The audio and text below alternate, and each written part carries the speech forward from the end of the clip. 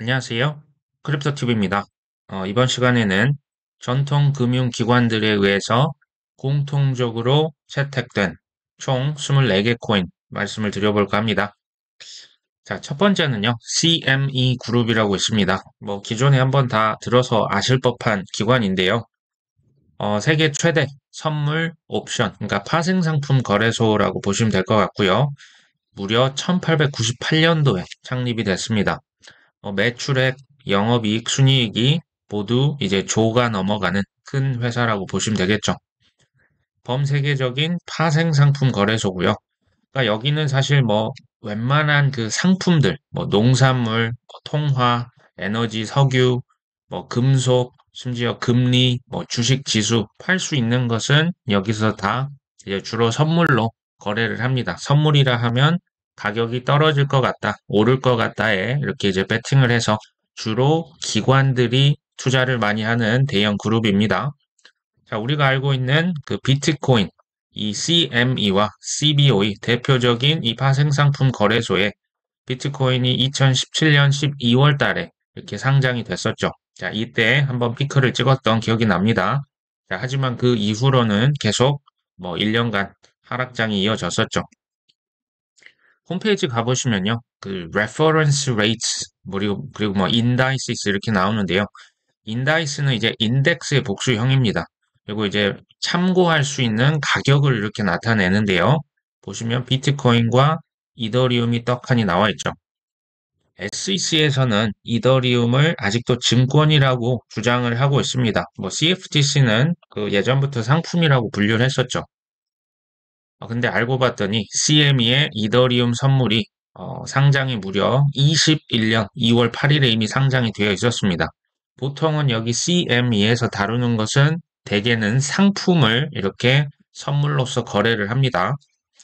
자, 월가의 은행들은 XRP를 사실 화폐로 예전에 이렇게 분류를 해놓은 기관들이 되게 많습니다. 마찬가지로 SEC는 XRP를 여전히 미등록 증권이라고 보고 소송을 이거 거의 이제 3년이 넘어가고 있습니다. 이게 믿어지지 않을 정도인데요. 자, 이렇게 SEC가 목리를 부리고 있는 이유, 이젠 다 아시죠? 기존 전통 금융기관들의 그 기득권을 보호하기 위해서 그냥 시간을 지체시키고 있을 뿐이지, 이거 언젠가 다 판명이 납니다. 자, 벤치마크라고 하는 용어는요, 이제 금융에서는 이렇게 쓰입니다. 자, 다수의 유가증권을 포함하여 해당 시장 전체를 대변하는 지수, 쉽게 말하면 이제 인덱스를 만들기 위해서 이제 벤치마크라고 하는 것을 소위 이제 설정을 하죠. 이제 시장에 있는 모든 자산을 포함하는 것보다는 해당 시장의 대표적인 자산들 몇 개를 이렇게 골라서 그걸로 소위 말하는 지수를 만든다는 거죠. 투자자들이 이거 투자를 해야 되는데 이제 크립토커런시 암호화폐가 10,000개가 넘지 않습니까? 그래서 대표적인 지수, 나스닥 지수, S&P 500 지수처럼 코인도 이걸 만들겠다는 거죠. 자, 그래서 나온 게 CME에서 크립토커런시 벤치마크 지수를 만듭니다. 자, 이걸 왜 만들었다고요? 코인을요, 이제 특히 해킹되고 FTX부터 사건, 사고가 너무 많다 보니 기관들이 들어와서 거래를 해야 되는데 규제가 되고 합법적이고 표준화된 방식으로 기관들이 신뢰하면서 코인을 거래하세요라고 하는 게 바로 이 CME가 크립토 벤치마크를 만든 이유라고 보시면 됩니다. 여기에 이제 들어간 코인들이 제가 소개를 드리면 에이브라고 하는 코인, 알고랜드, 아발란체, 엑시 인피니티 이건 이제 게임 코인입니다. 비트코인, 비트코인 캐시, 그 다음에 비트코인 유로로도 있고요. 카르다노, 체인링크, 실리즈, 코스모스 이건 아톰 코인이죠. 커브, 디센트럴랜드, 이더리움, 그다음 파일코인, 라이트코인, 폴카닷, 폴리곤, 솔라나, 스텔라 루멘, 신테틱스, 테조스, 유니스왑 여기까지가 이렇게 CME 그룹에서 벤치마크 안에 집어넣은 코인입니다. 근데 이 중에서 제가 좀 보충 설명을 한번 더 드리고 싶은 코인이 바로 코스모스라고 하는 코인입니다.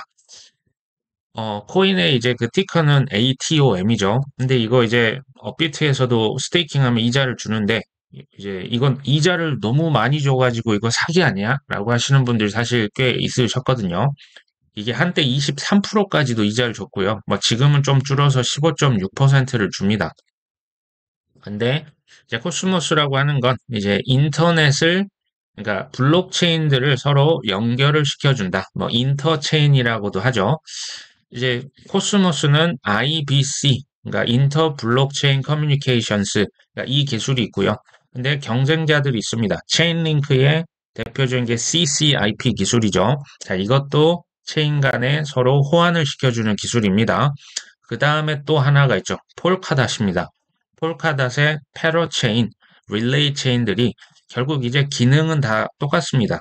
그러니까 한 블록체인 안에 있는 자산이 정보가 다른 블록체인으로 왔다 갔다 서로 호환이 돼야 이 생태계가 다 커지고 이게 의미가 있지 않습니까? 어떻게 보면 다 세계가 경쟁 관계인데요. 뭐가 더 낫다, 뭐가 좀 안 좋다라고 말할 수 없을 만큼 셋 다 괜찮은 프로젝트라고 저는 봅니다. 대표적인 코스모스 생태계에 있는 프로젝트가 뭐 최근에 뭐 그 최고점을 돌파해버렸죠. 인젝티브, 오스모시스, 토르체인, 뭐 제가 소개도 드렸던 엑셀라, 뉴트론, 뭐 아카시 네트워크 이거 뭐 인공지능으로 분류가 되지만 자 코스모스의 IBC 기술은 주로 디파이 쪽에서 많이 쓰이고 있는데요. 이제 다른 쪽에서도 많이 활용을 할 만큼 굉장히 기술이 좋습니다.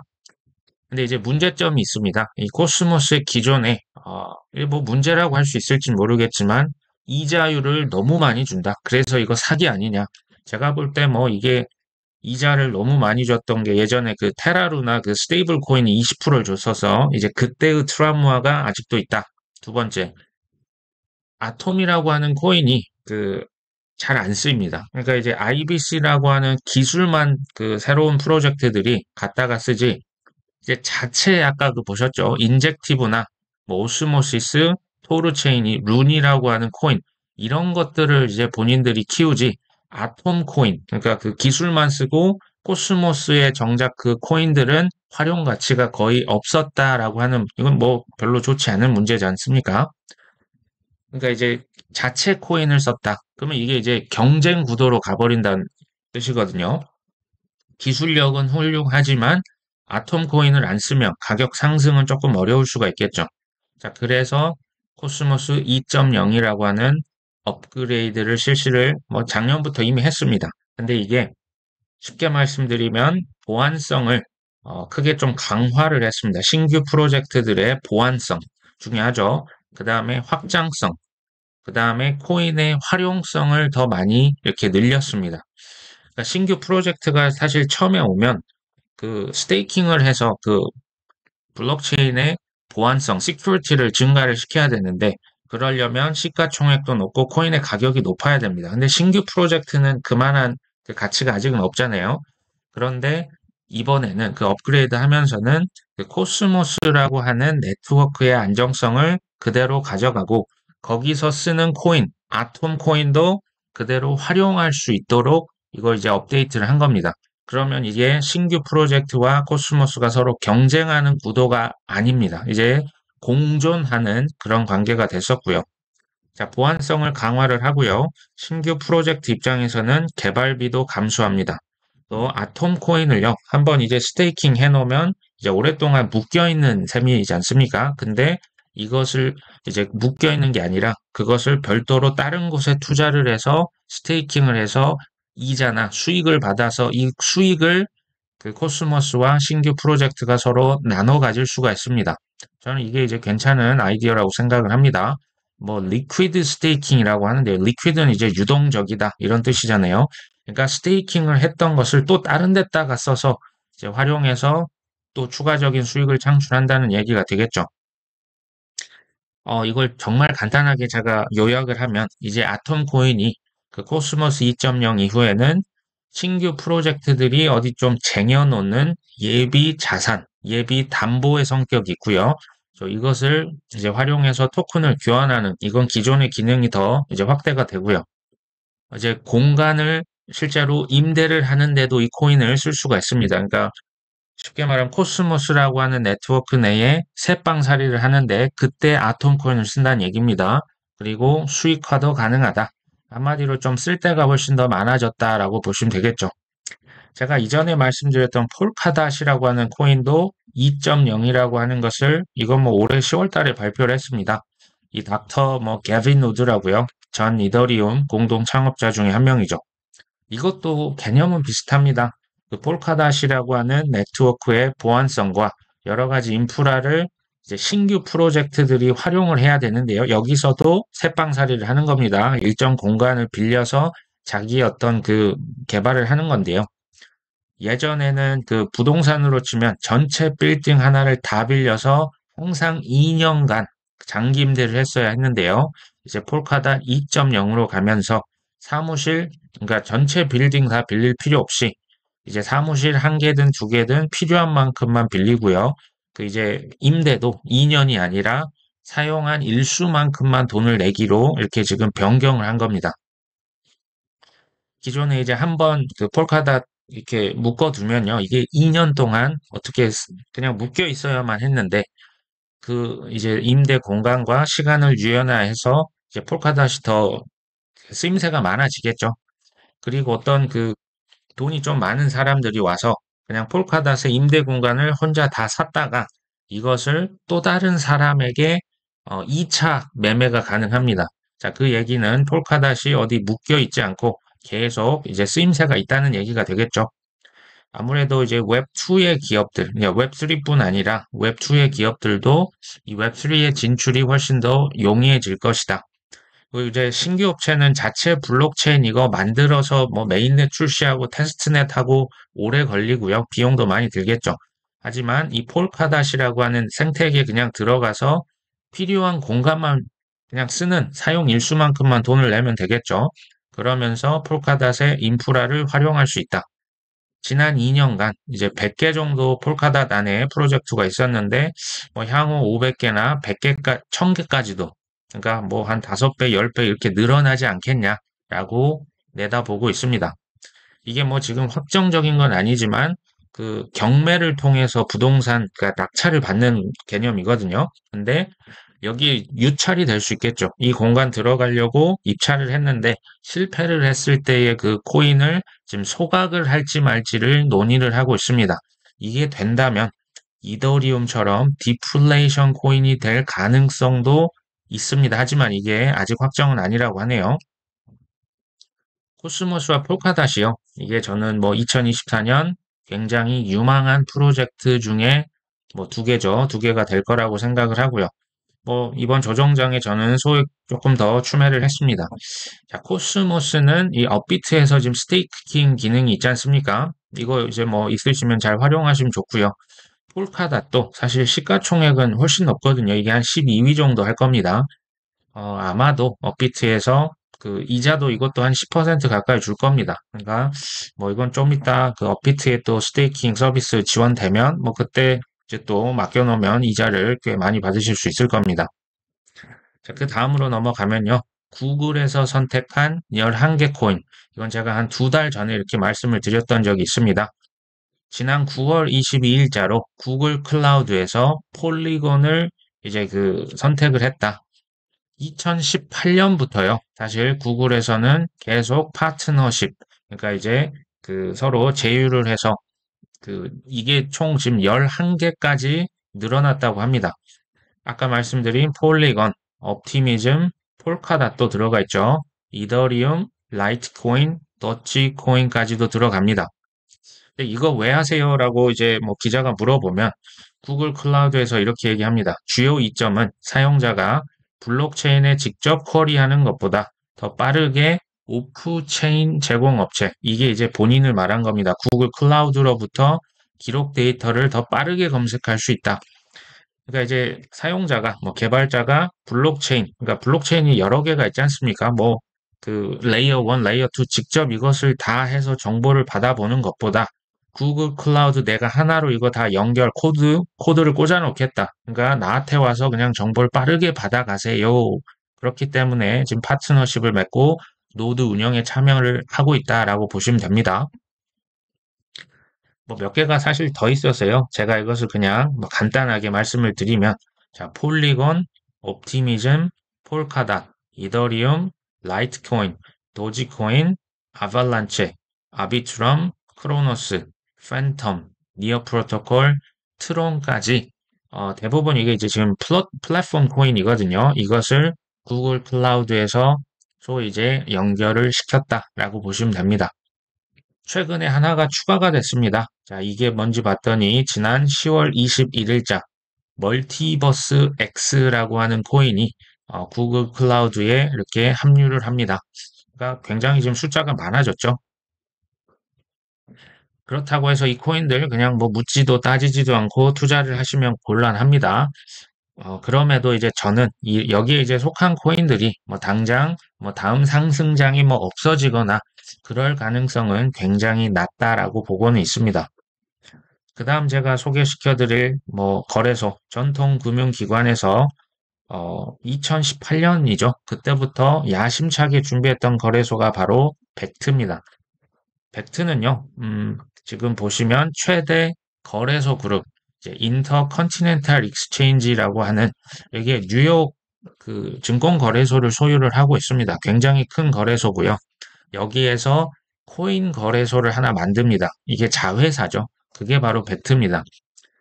그 소프트웨어 제작할 때요. 마이크로소프트, 보스턴 컨설팅 그룹, 스타벅스가 공동으로 제작에 참여를 했습니다. 뭐 보통 회사는 사실 아니죠. 2018년에 이렇게 지어졌는데 보시면 그 당기 순이익과 총 자산 총 자본 2022년 뭐 아무랬던 그 하락장이었죠. 당기 순이익이요. 무려 우리 돈 마이너스 2조 6천억 원입니다.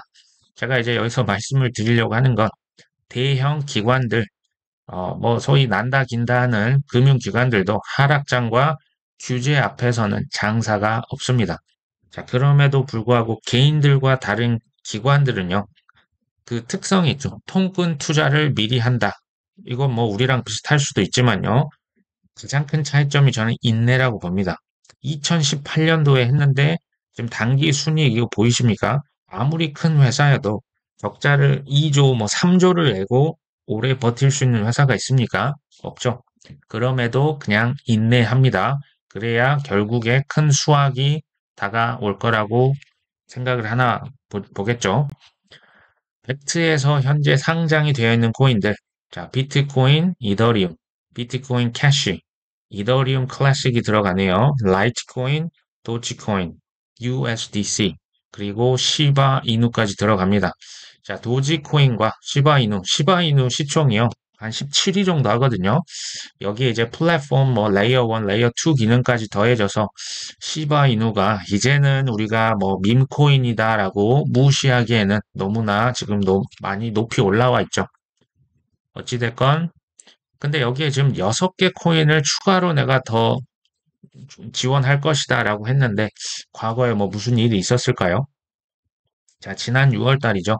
벡트는 규제 명확성 부족을 이유로 솔라나, 폴리곤, 카르다노를 폐지합니다. 사실 이런 일이 있었죠. 지난 6월 달에 SEC에서 코인베이스와 바이낸스를 기소하면서 한 20종류의 코인을 갖다가 미등록 증권이다 라고 언급을 했었죠. 그때 사실 코인들이 많이 떨어졌지 않습니까?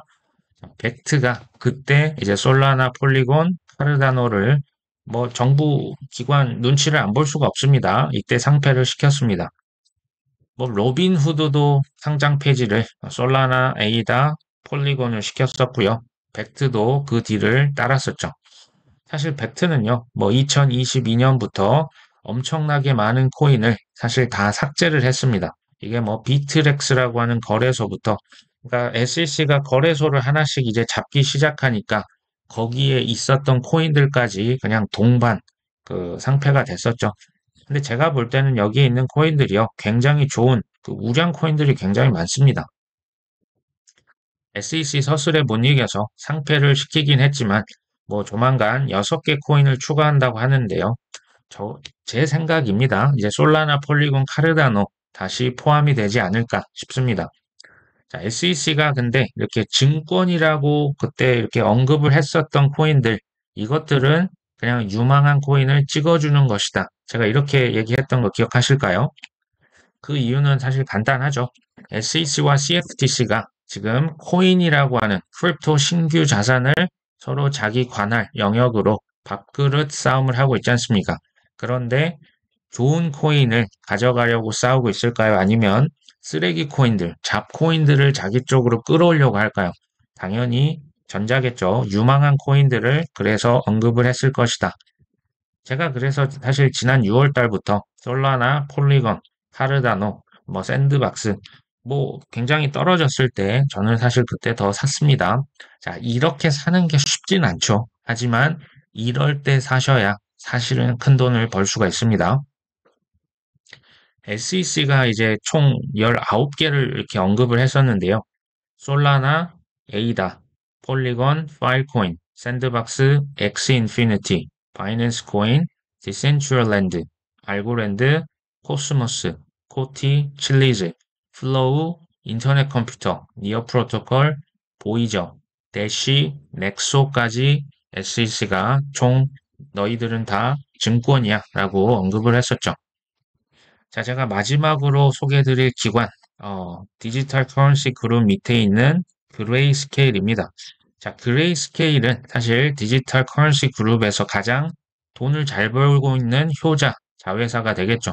근데 그 디지털 커런시 그룹이 나스닥의 그 지분을, 나스닥이 지분을 많이 갖고 있는 거 아십니까? 그리고 마스터카드가 절반의 지분을 소유하고 있습니다. 그 마스터카드를 또 누가 만들었냐?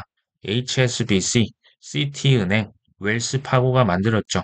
자, 그 밑에 그레이스케일이 있습니다. 제가 지금껏 말씀드렸던 CME, 또 구글, SEC, 그레이스케일, 벡트까지 제가 이제 아까 언급을 드렸던 코인을 엑셀 파일에 싹 다 한번 기재를 했는데요. 자, 그 중에서 2회 이상, 2번 이상 언급이 됐던 코인만 제가 노란색으로 별도 표기를 했습니다. 자, 제가 뭐 좋아하고 있는 알고랜드, 두 번째 아발란체. 여기에 이제 초록색은요, 싱글, 그러니까 단일 그 트러스트 펀드가 있진 않지만, 뭐 라지캡 펀드, 디지털 그 디파이 펀드라고 해가지고, 이제 어쨌든 들어가 있는 코인을 그레이스케일에서 초록색으로 제가 언급을 했습니다.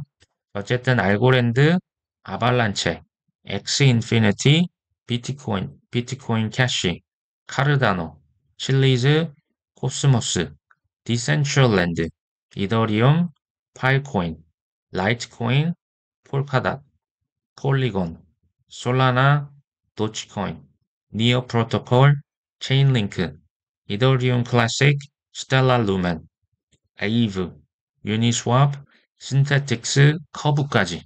자, 이 코인들은 2회 이상 언급이 됐던 것들을 제가 별도로 한번 표기를 해봤습니다. 뭐 여전히 아직도 SEC나 뭐 엘리자베스 그 워런이라는 상원 반 그 크립토 인사 여전히 있고요. JP 모건 회장도 얼마 전에 내가 정부 관계자면 이거 다 없애버릴 거야라고 얘기를 했었죠. 자, 이런 위협에도 불구하고 CME, 뭐 구글 벡트, 또 월가 연합군, EDXM, 뭐 지금은 뭐 3개, 4개밖에 코인을 가지고 있지 않지만 나중에도 그럴까요? 전 전혀 그렇게 생각하지 않습니다. 자, 중국, 일본에 있는 뭐 주요 거래소들에 여전히 버젓하게 다 상장이 되어 있고요. 여전히 거래가 일어나고 있습니다. 자, 나중에 제가 시간이 되면 중국이나 일본 주요 거래소들도 한번 살펴보려고 하는데요. 핵심은 이 코인의 대량 채택은요, 이미 막을 수는 없습니다. 이제 막을 수 있는 순간이 있긴 있었죠. 근데 그때 코인을 이미 살려서 잘 규제하고 월가의 배를 채워주고 전통 금융기관의 배를 채우고 각 국가들에게 세수와 또 일자리도 창출이 될 수 있지 않습니까? 자, 그렇게 하기로 이미 결정이 됐습니다. 자, 저 코인들 그렇다고 뭐 무조건 10배에서 20배 갈 수 있을까요? 그건 뭐 제가 알 길은 없지만 최소한 5년 후에 이변이 없는 한 뭐 이들 프로젝트가 망하진 않을까 하는 생각이 듭니다. 이전에 어떤 구독자분이 이런 얘기 하셨습니다. 코인 공부 어떻게 해야 되냐? 사실 뭐 쉽진 않죠. 특히 이제 연세가 있으시면 그런데요. 인터넷으로 땡땡 코인을 뭐 영어나 한글로 이렇게 검색을 해보시면 나오는 모든 자료, 그리고 요즘에는 이제 한글 번역 기능이 또 있거든요. 이런 것들을 모든 자료, 뭐 영상, 책이 있다면 뭐 어쩔 수 없어요. 이게 뭐 왕도가 있습니까? 그냥 무조건 다 처음부터 나오는 자료를 다 읽다 보면 대충 감이 오고요. 아, 이게 되겠다, 안 되겠다. 이제 그런 감이 어느 정도 나중에 생기게 되겠죠. 하지만 제가 아까 말씀드렸던 코인 뭐 어차피 다 못 사시거든요. 너무 많지 않습니까? 이것들 중에서 몇 개를 좀 선택을 하셔서 공부를 해 보시고 확신이 오시면 이것을 한 25년 하반기까지 홀딩을 하시면 뭐 중간에 뭐 등락이 있건 없건 그냥 쭉 가져가시면 뭐 결과가 저는 좋을 것이다. 뭐 이런 생각이 듭니다. 오늘 방송 여기까지 합니다. 끝까지 시청해 주셔서 감사합니다.